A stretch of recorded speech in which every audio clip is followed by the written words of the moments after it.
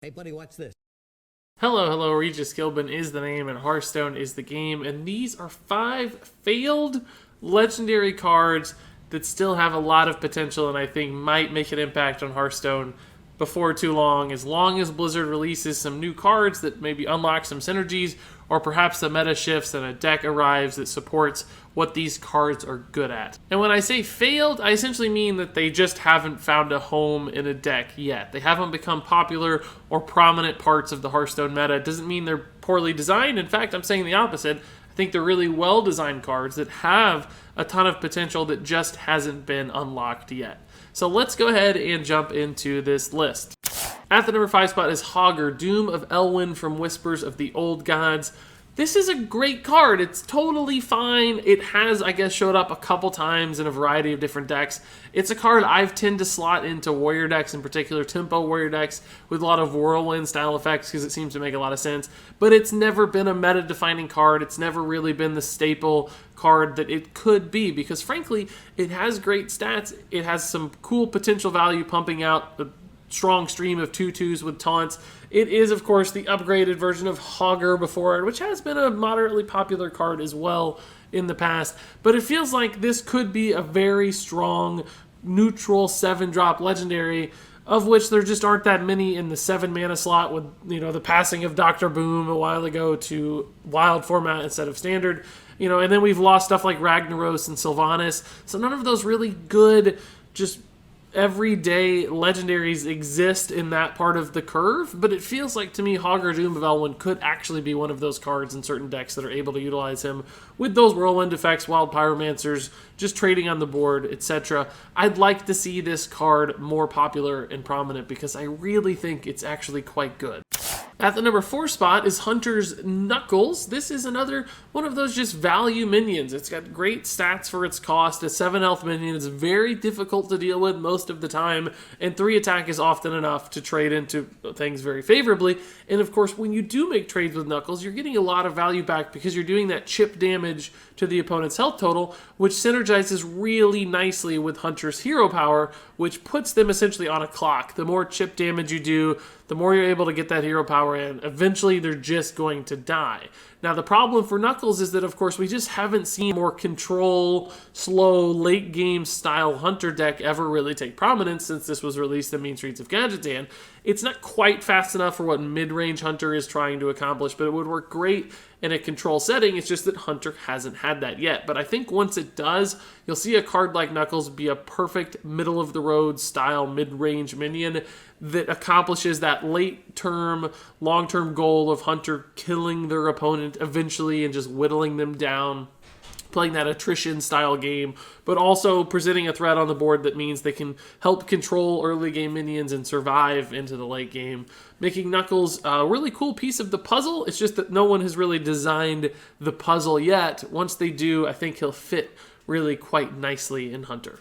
Up next at the number 3 spot is the Vorax from Journey to Unguro. Now, it could be said that this simply hasn't had time to be played yet, and therefore it's not underrated, it's just underexplored, because it's only lived in one expansion, and nobody's really had time to figure it out. Now, this card has been played a little bit, obviously, just as people experiment with Unguro, but it's yet to find a really significant part of the meta. It's just not there yet because not enough classes have those really powerful dominant kinds of buff spells that would make the Vorax good. Paladin seems like the greatest opportunity, but with the failure of the last Kaleidosaur and that sort of buff style Paladin deck, the Vorax really just hasn't taken off yet. But I do think someday, in fact, it will, because just with one good buff, this could become an insane card.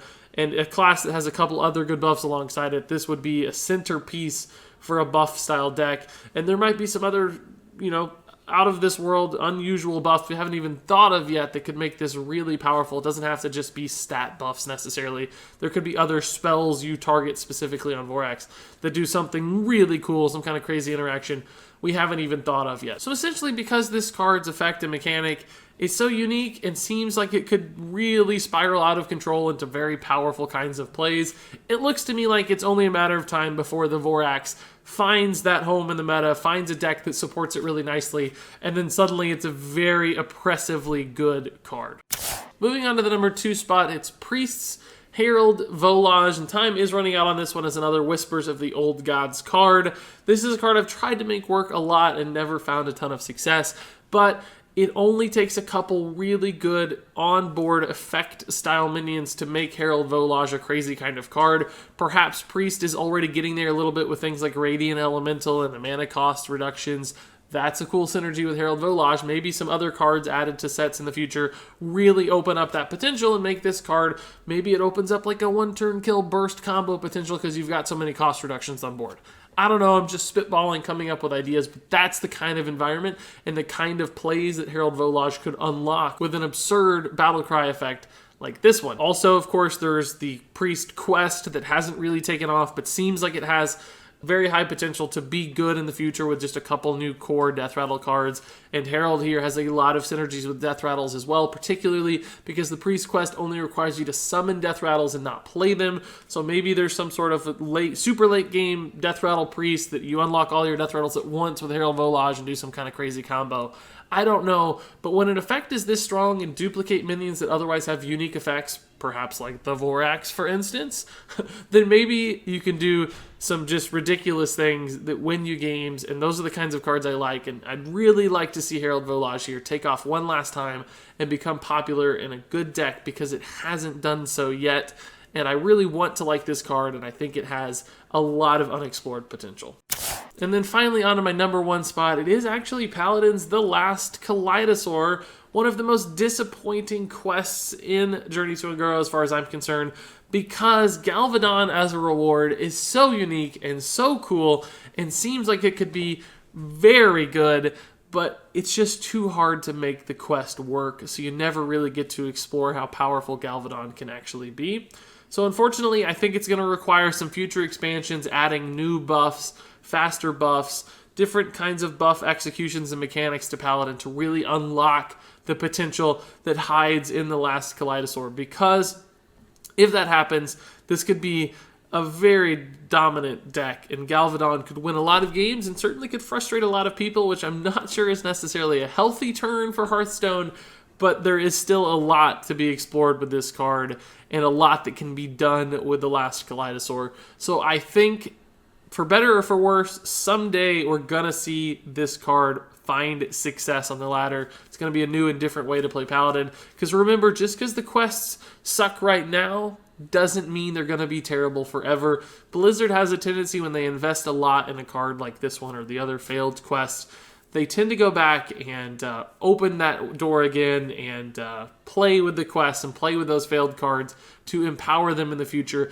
And it seems to me like The Last Kaleidosaur might just be the best target for all of the failed quests to accomplish exactly that. So I think that this card is currently not exactly underrated right now because it's not good right now, but there's a ton of potential for this card to become very, very strong. And there you have it. That's my list. Those are the 5 underplayed legendary cards right now that just don't seem very good, but ultimately could find a home and dominate the game at some point or another, which is always really interesting when a card kind of comes back to life and you see it like you've never seen it before just because other new cards are added to the set. I'm curious what cards you guys think have been a failure thus far, but could turn around and become something very powerful in the very near future, just depending on future card sets or decks that are unlocked. Share those in the comments below. I want to hear your take on this topic. But until then, thank you so much for watching, and until next time, game on.